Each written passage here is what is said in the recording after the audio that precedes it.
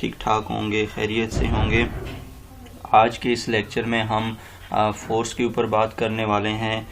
A force is a kind of push और अ pull on an object. अब जो force है हमारे पास वो पुश करने यानी कि धक्का देने और पुल करने यानी कि खींचने की एक टाइप है आपके पास। जब आप पुल कर रहे हो तो तब भी इसका मतलब आप फोर्स अप्लाई कर रहे हैं, और जब आप पुल कर रहे हो तो इसका मतलब आप फोर्स ही अप्लाई कर रहे हैं।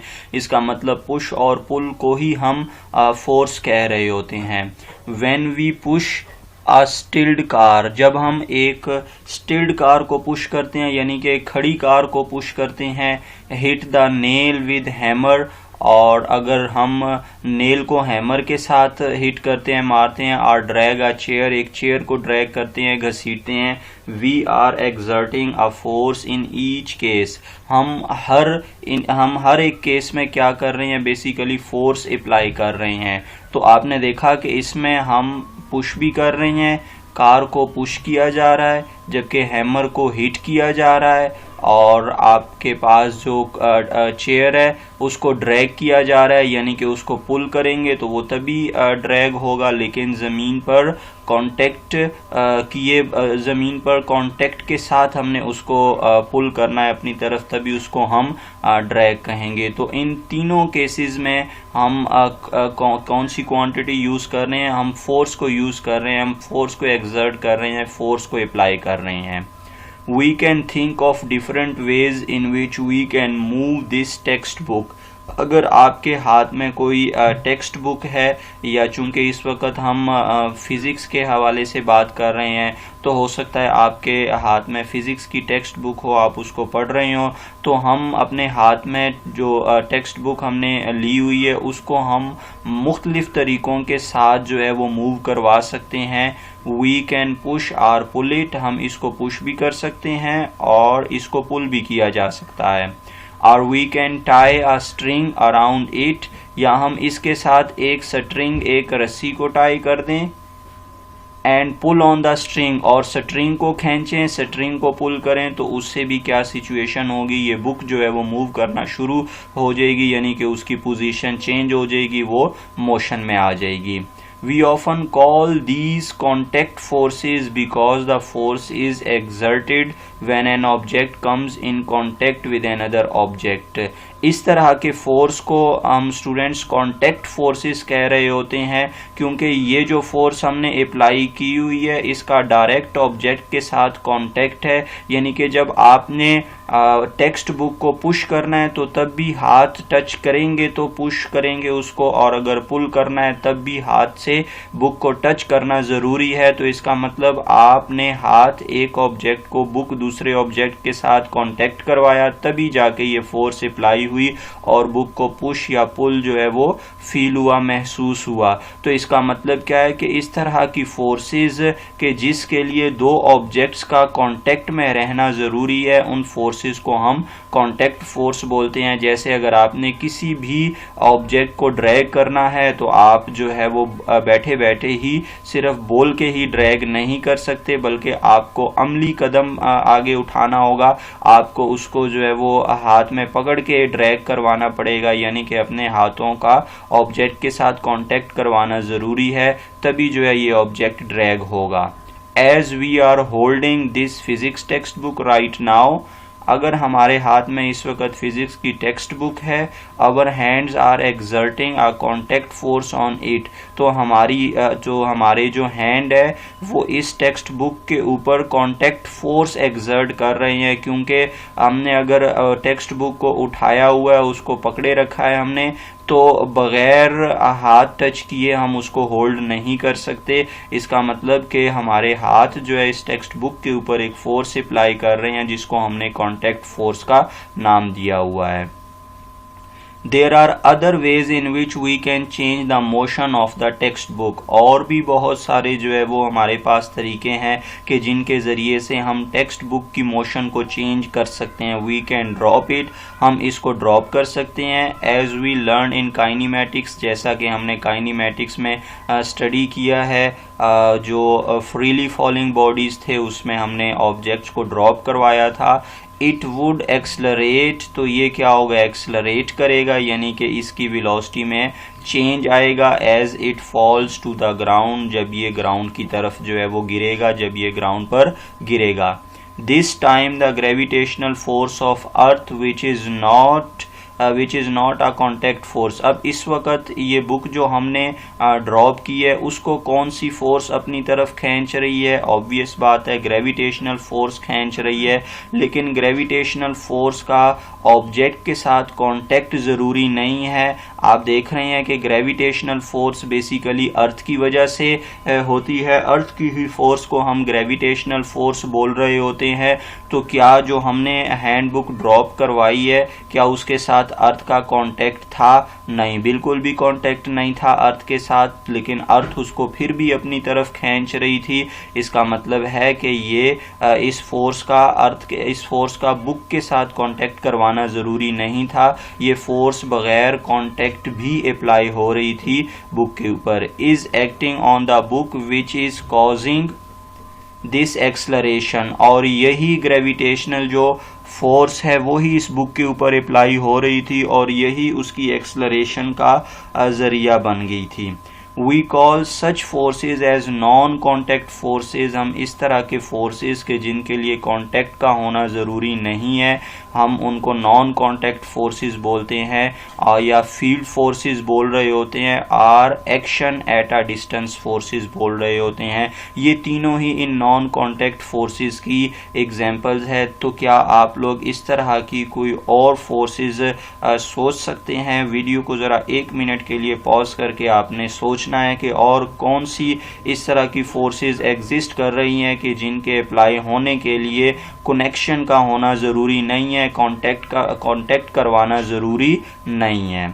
मैं आपको एक एग्जांपल बता देता हूँ इसकी। आपके पास जो मैग्नेटिक फोर्स है, मैग्नेटिक फोर्स यानी कि जो मैग्नेट फोर्स अप्लाई करती है किसी भी आयरन ऑब्जेक्ट के ऊपर, उसके लिए भी जो है आप देख सकते हैं कि मैग्नेट और आयरन का कांटेक्ट करवाना ज़रूरी नहीं है, बल्कि जस्ट आप आयरन को मैग्नेट के करीब ले आए तो बाकी मैग्नेट जाने और आयरन जाने, मैग्नेट आयरन को अपनी तरफ खींच लेगा। तो मतलब मैग्नेट और आयरन के दरमियान भी, या मैग्नेट जो फोर्स अप्लाई करती है आयरन के ऊपर, वो भी नॉन कॉन्टैक्ट फोर्सेस में शुमार होती हैं। तो और भी बहुत सारी इस तरह की फोर्सेस एग्जिस्ट करती हैं कि जिनके लिए कांटेक्ट करवाना ज़रूरी नहीं है, बल्कि बग़ैर कांटेक्ट किए ही वो फोर्सेस अप्लाई हो सकती हैं। Forces can cause objects to start moving. अब फोर्सेस क्या क्या कर सकती हैं, वो किसी ऑब्जेक्ट के अंदर किस तरह की चेंजेस ला सकती हैं? Forces can cause objects to start moving, forces objects को मूव करवाना स्टार्ट कर सकती हैं। स्पीड अप, उनकी स्पीड में इजाफा कर सकती है। स्लो डाउन, उनके स्पीड में कमी कर सकती है, उनको आहिस्ता कर सकती है। आर चेंज डायरेक्शन, और डायरेक्शन को भी चेंज कर सकती है एज दे मूव, अगर बॉडी मूव कर रही हो। तो फोर्सेस क्या क्या काम कर सकती है? स्टार्ट मूविंग, ऑब्जेक्ट को मूविंग स्टार्ट करवा सकती है, मोशन में ला सकती है ऑब्जेक्ट को।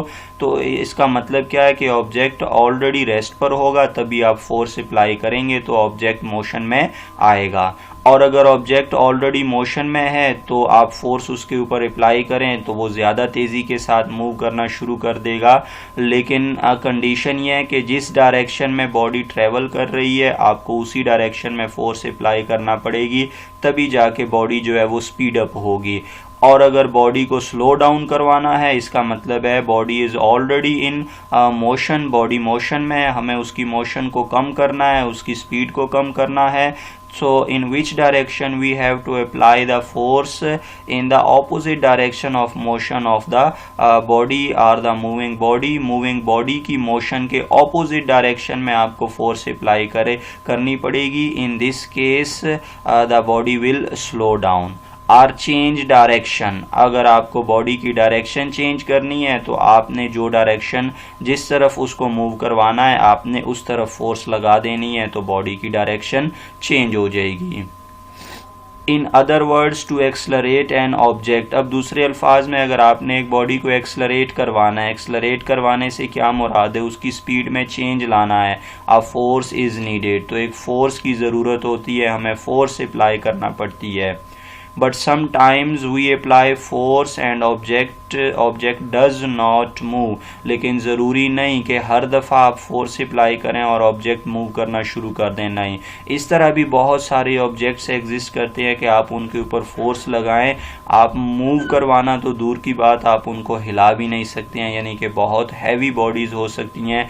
जैसे अगर एक एग्जांपल यहाँ पर देखें, for example when we apply force on a wall. अगर हम एक वॉल के ऊपर, एक दीवार के ऊपर फोर्स अप्लाई करें तो क्या आप दीवार को फोर्स अप्लाई करने से मूव करवा सकते हैं? नहीं, कभी भी नहीं आप मूव करवा सकेंगे। वॉल डज नॉट मूव, तो वॉल मूव नहीं कर सकता, वॉल मूव नहीं करेगा।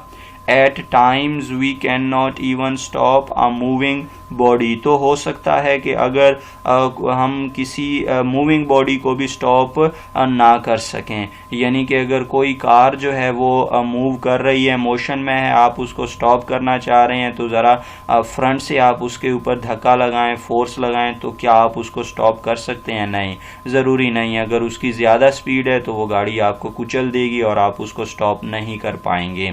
For example we fail to stop a moving truck.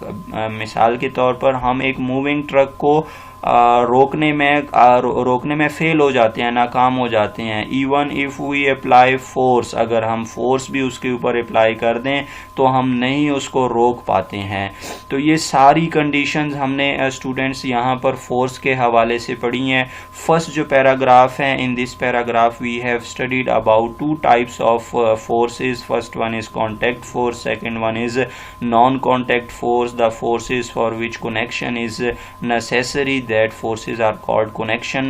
The connected force are contact forces are the forces for which there is no need of connection. That forces are called non-contact forces, जिनके लिए contact का होना ज़रूरी नहीं है, जैसे हमने यहाँ पर एग्जाम्पल्स इन दोनों की स्टडी की है। अब ये दूसरे पैराग्राफ में हमने क्या बात की, हमने बात की कि हम फोर्सेस से बेसिकली हम कर क्या सकते हैं। हम एक बॉडी को मूव करवा सकते हैं, बॉडी रेस्ट पर है उसको मूव करवाया जा सकता है। अगर वो मूव कर रही है उसकी स्पीड में इजाफा किया जा सकता है, अगर वो मूव कर रही है तो उसकी स्पीड में कमी की जा सकती है, या अगर बॉडी मूव कर रही है तो उसकी डायरेक्शन को भी चेंज किया जा सकता है। या आप सिंपली कह सकते हैं कि आप बॉडी को एक्सलरेट करने के लिए, उसकी मोशन में चेंज लाने के लिए फोर्स का होना ज़रूरी है। लेकिन हमने ये भी स्टडी किया कि ज़रूरी नहीं कि आप हर दफ़ा फोर्स लगाएं तो आपकी फोर्स काम कर जाए, नहीं, ज़रूरी नहीं। इससे क्या मुराद है कि हम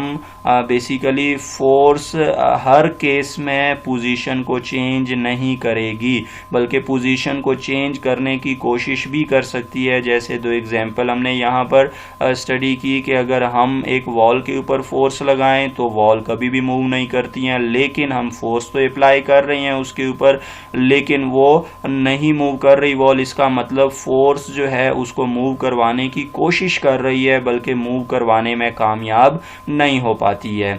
इसी तरह कि अगर हम किसी ट्रक को जो है वो रोकना चाहें तो हम उसको भी नहीं रोक पाते हैं, हालांकि हम फोर्स तो अप्लाई कर रहे हैं।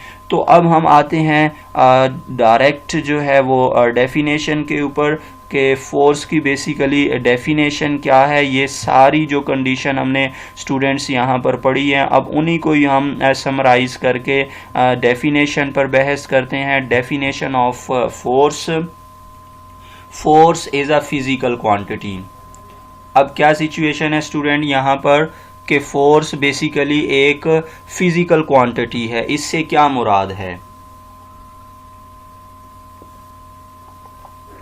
स्टूडेंट? इससे मुराद है कि फोर्स वो क्वांटिटी है जिसको मैयर किया जा सकता है, जो जिस्म रखती है, जो मैयरेबल है, इसलिए इसको फिजिकल क्वांटिटी कहा गया है।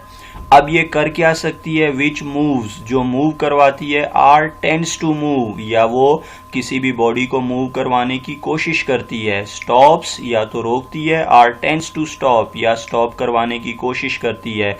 तो इसका मतलब क्या हुआ, फोर्स एक फिजिकल क्वांटिटी है जो किसी भी बॉडी को या तो रोक सकती है या रोकने की कोशिश कर सकती है, या मूव करवा सकती है या मूव करवाने की कोशिश कर सकती है। जैसे हमने ऊपर दो एग्जांपल्स की बात की कि हम अक्सर केसेस में फोर्स काम कर जाती है, लेकिन आखिरी जो दो एग्जांपल्स हमने स्टडी किए, first one was to move a wall and second one was about to stop a moving truck, but in both cases our force does not work, हमारे फोर्स ने काम नहीं किया, but we are trying to get a little bit from force, लेकिन हमने force से कुछ gain करने की कोशिश की थी लेकिन हम उसमें कामयाब नहीं हो पाए थे। तो इसका मतलब है कि फोर्स या तो मूव करवा सकती है या मूव करवाने की कोशिश कर सकती है, या वो रोकेगी बॉडी को या रोकने की कोशिश कर सकती है। तो इस तरह की फिजिकल क्वांटिटी के जो ये चार काम करे उसको हम फोर्स का नाम देते हैं, वो हमारे पास फोर्स कहलाती है। इन अदर वर्ड्स, अब सिंपल वर्ड्स में बात करते हैं, force is a physical quantity, force एक फिजिकल क्वांटिटी है। Change or tends to change the velocity, या तो वो किसी भी बॉडी की वेलोसिटी चेंज करेगी या वेलोसिटी चेंज करने की कोशिश करेगी, जरूरी नहीं कि वो वेलोसिटी को चेंज कर पाए। Both in magnitude and or direction, दोनों ही केसेस में वो क्या करेगी कि मैग्नीट्यूड चेंज करेगी या डायरेक्शन चेंज करेगी, या वो क्या प्रोड्यूस करेगी, एक्सलरेशन प्रोड्यूस करेगी ऑफ अ बॉडी, एक बॉडी की। अब ये जो फोर्स देखें, अब बेसिकली ये एक वेक्टर क्वांटिटी है और वेक्टर क्वांटिटी होने के नाते इसकी डायरेक्शन भी होती है। जैसे आपको अगर कोई कहे कि मेरी गाड़ी को धक्का लगा दें, आप उससे पूछते हैं कि किस डायरेक्शन में धक्का लगाएं, आप वैसे ही फोर्स लगाना नहीं शुरू करते हैं बल्कि डायरेक्शन इनसे पूछते हैं। अब इसका यूनिट क्या है वो स्टूडेंट देखते हैं। In system international SI the unit of force is newton. Force का जो यूनिट है स्टूडेंट्स वो न्यूटन है। फर्स्ट लेटर स्मॉल, हमने चूंकि ये कुछ कन्वेंशंस पढ़ी हैं प्रीफिक्सेस में कि हम जब भी किसी साइंटिस्ट का नाम लिखेंगे एज अ यूनिट तो उसके सारे लेटर हमने स्मॉल रखने हैं। And is represented by symbol n, और उसको कैपिटल सिंबल n से रिप्रेजेंट किया जाता है। अब 1 न्यूटन बेसिकली हमारे पास हम कैसे डिफाइन करेंगे सॉरी स्टूडेंट्स माफ कीजिएगा। 1 Newton is defined as the force that produces acceleration of 1 meter per second square in a body of mass 1 kg। अब बेसिकली 1 न्यूटन फोर्स क्या होगी, अगर आपके पास 1 kg का मैस है और आप उसके ऊपर उसको मूव करवाने की कोशिश करते हैं या मूव करवाते हैं, लेकिन उसमें कितना एक्सलरेशन प्रोड्यूस करवाएंगे, 1 मीटर पर सेकेंड स्क्वायर का एक्सलरेशन प्रोड्यूस करवाएंगे। तो 1 kg के बॉडी में 1 मीटर पर सेकेंड स्क्वायर का एक्सलरेशन प्रोड्यूस करवाने के लिए जितनी फोर्स हम लगाते हैं उस फोर्स की क्वांटिटी को हमने बोलना है कि that is equal to 1 newton, वो 1 न्यूटन के इक्वल कहलाएगी।